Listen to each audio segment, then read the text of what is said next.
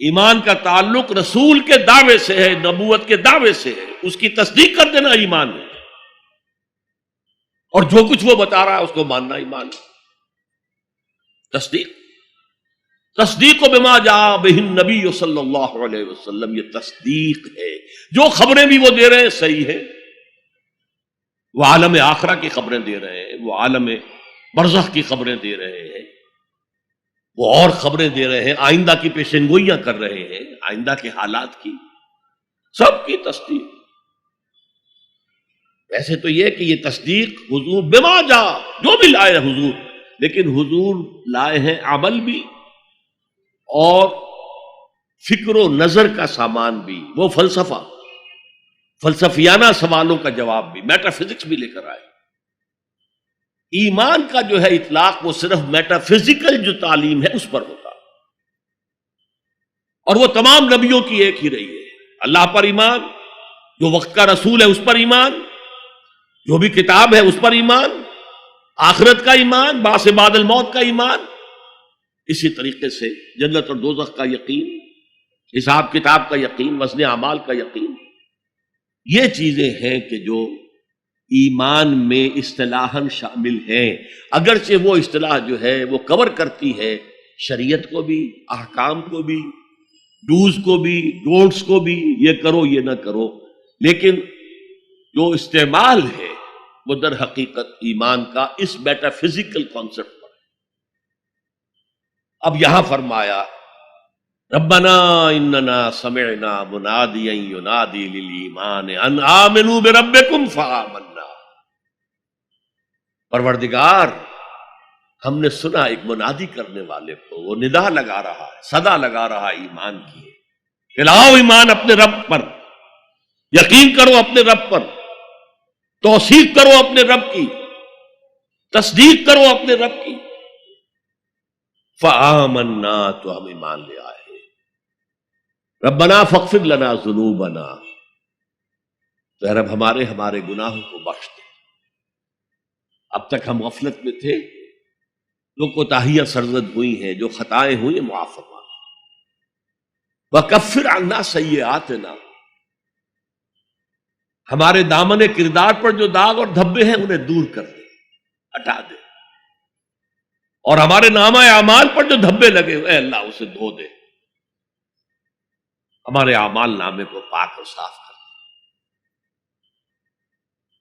ربنا فاغفر لنا ذنوبنا وکفر عنا سیئاتنا وتوفنا مع الابرار، ہمیں وفات دیجو، یعنی موت تک ہم اس پر قائم رہے، اور جو تیرے ابرار بندے ہیں بہت نیک، ان کے ساتھ ہمیں وفات دی۔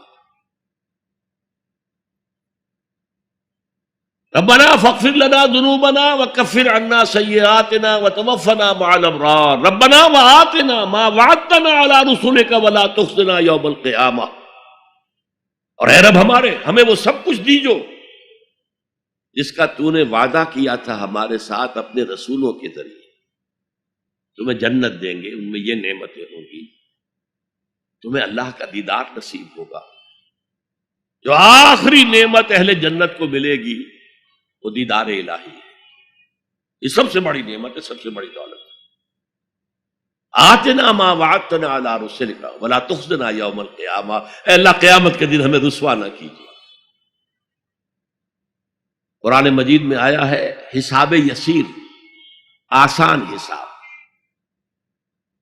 اللہم حاسبنا حسابا یسیرا، اے اللہ ہم سے آسان حساب دی۔ اور وہ آسان حساب حضور نے فرمایا کیا ہوگا؟ بس مقدمے کی فائل پیش ہوگی، سرسری سا اللہ نگاہ ڈالیں گے اور بس فارغ جاؤ۔ تو اے پروردگار ہمیں دیجو وہ سب کچھ جس کا تو نے ہم سے وعدہ کیا اپنے رسولوں کی وساطت سے۔ ولا تخزنا یوم القیامہ انک لا تخلف المیعاد، یقیناً تو اپنے وعدے کی خلاف ورزی کرنے والا نہیں ہے۔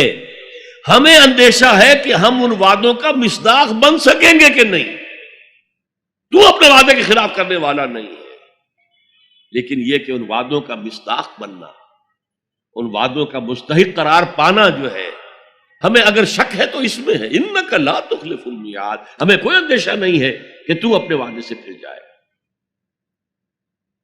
اب جو لوگ اس طریقے سے سلیم الفطرت سلیم العقل انسان فطرت کے اشاروں اور عقل کی رہنمائی میں سفر کرتے ہوئے یہاں تک پہنچے اور پھر نبی کی آواز پر انہوں نے لبیک کہا، ان کی سیرت و کردار کا نمونہ کیا ہے؟ یہ لوگ وہ نہیں ہو سکتے جو ایمان لانے کے بعد گھروں میں بیٹھ رہے ہیں، ان میں آگ بھر گئی ہے۔ اب وہ اللہ کے دین کے لیے اس دعوت کو پھیلانے کے لیے تن من دھن لگا رہے ہیں۔ لہذا اس دعا کا جو جواب، یہ بڑی عظیم دعاؤں میں سے ہے،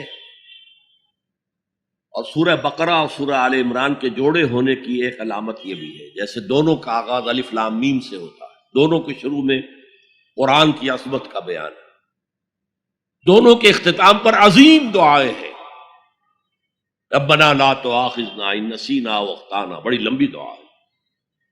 یہاں پر بھی یہ 3 آیتیں ہیں، لیکن فرمایا فاستجاب لهم ربهم، ان کے رب نے ان کی دعا قبول کر لی۔ انی لا اضیع عمل عامل منکم،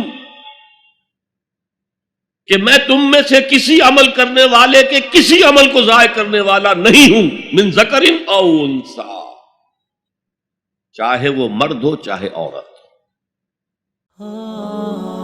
خليل بالقرآن هو إمامنا على هداية الله آمتنا، كلام ربنا هدايتنا، عطاء جبريل على رسولنا۔